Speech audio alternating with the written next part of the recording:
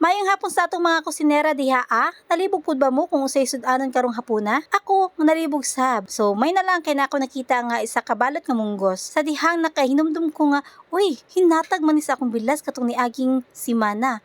May na lang kay nakunahuna taon ko og kanang pangukab dito sa taas. Nag-andam dayon ko og kalabasa, nag-andam dayon ko og kanang talong. May na lang kay naami makuha dito nga dahon sa sili og kanang kamunggay dito sa among silingan. Oh my God.